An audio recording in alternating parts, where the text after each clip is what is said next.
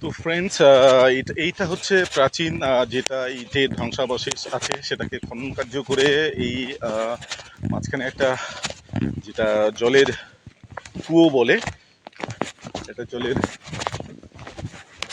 খনন কার্য করে একটা জলের কুয়ো বেরিয়েছে এখান থেকে, আপনারা দেখতে পাচ্ছেন। এটা হচ্ছে প্রাচীন কুয়ো ছিল, যে রাজা ছিল, কামতাপুর যে রাজা ছিল তার একটা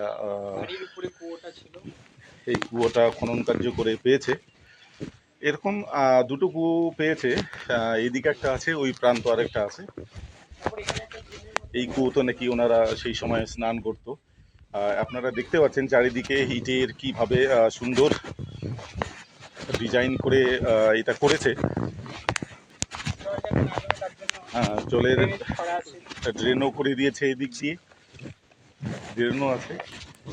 কত সুন্দর একটা মাঝখানে কুয়ো করেছে। প্রাচীন ধ্বংসাবশেষ দেখেই মনে হচ্ছে না যে এগুলো 700 বছরের পুরনো ধ্বংসাবশেষ। এইভাবে এখনো আমাদের মাঝখানে আমরা যে সে দেখতে পারবো এখনো জীবিত আছে রাজার চিহ্ন, যে কি মানে কি ধরনের কি উনি করেছিলেন দেখলেই বোঝা যাচ্ছে কত শক্ত ধরনের কাজ হয়েছে। 700 বছর ধরে এখনো এইসব অক্ষুণ্ণতা অবস্থায় রয়েছে।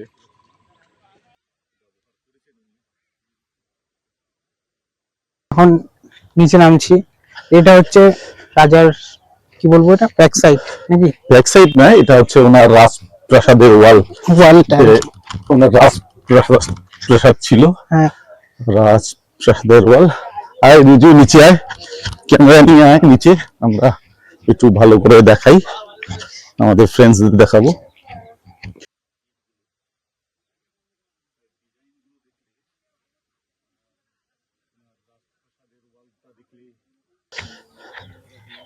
এই ওয়ালটা কি সুন্দর দেখুন, সেই ছোট ছোট ইটের, মানে 700 বছরের পুরনো কি এখনো সুন্দর অক্ষত অবস্থা রয়ে গেছে ইটগুলো। তার ডিজাইন গুলো দেখলে মনে হবে যে এখনকার ঘর বাড়ি মনে হচ্ছে বানালে আমাদের কত সিমেন্ট লাগে, এখানে দেখে মনে হচ্ছে না যে কোনো সিমেন্ট দিয়ে এটাকে গাঁথনি করা হয়েছে। আর ওনার রাজপ্রাসাদের ওয়ালটা দেখলে কত সুন্দর, এখনো ইটের সাজানো সাজানো গাঁথনি দেখলে মনে হবে যে কোনো সিমেন্ট ব্যবহার হয়নি। এই ওয়ালটা তো একদম মানে দেখলেই এটা, এগুলো সব খনন কার্য করে বেরিয়ে বার হয়েছে, এগুলো সব খনন কার্য করে খুঁড়ে খুঁড়ে খুঁড়ে খুঁড়ে খুঁড়ে খুঁড়ে বার করেছে এগুলো। তাহলে নিচে আর কতটা খুললে রাজপ্রাসাদ আমরা দেখতে পারবো। এটা যদি সত্যি খুঁড়ে যদি খনন কার্যটা শেষ করতো তাহলে আমরা দেখতে পারতাম যে রাজবাড়ি, যে কামতাপুর রাজার কি ধরনের রাজপ্রাসাদ ছিল বা কত বড় ছিল, তাহলে আমরা সব দেখতে পারতাম। যতটুকু খনন কার্য করে বের হয়েছে, অতটুকু আমরা কার্য করে বের করেছে, আমরা দেখতে পাচ্ছি। তারপরে কি হলো, খনন কার্য টোটালি বন্ধ। এদিকটা একটু দেখি, এদিকটা একটু আয়,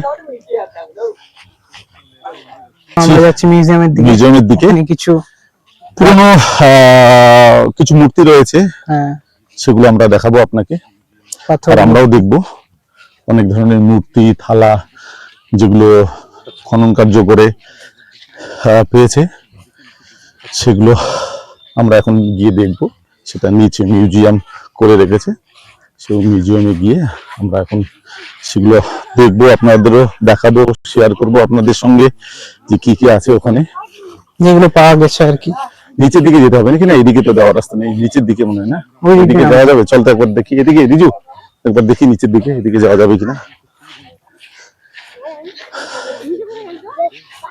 এই যে মিউজিয়াম বন্ধ নাকি? আমি তো আগে দেখেছি, মনে হচ্ছে যে মিউজিয়াম বন্ধ, মানে ভোটের ইসের জন্য মনে বন্ধ রেখেছে, মনে হয় ভোটের ইসের জন্য, তাই না? ভোট চলছে মানে কি, ভোটের জন্য মানে মিউজিয়াম বন্ধ।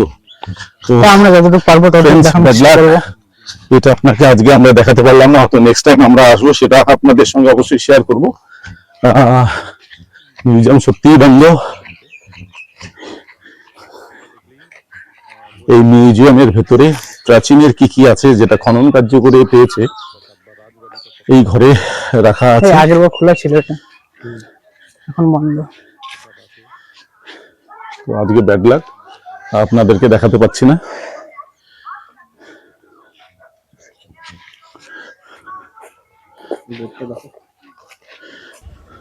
স্কাল্পচার শেড, হ্যাঁ গভর্নমেন্ট অফ ইন্ডিয়ার মানে আর কি।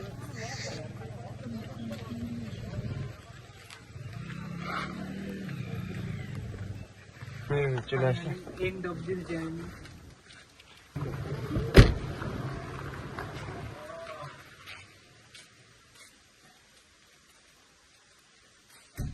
চলে আসলাম সবকিছু শুট করে। আজকে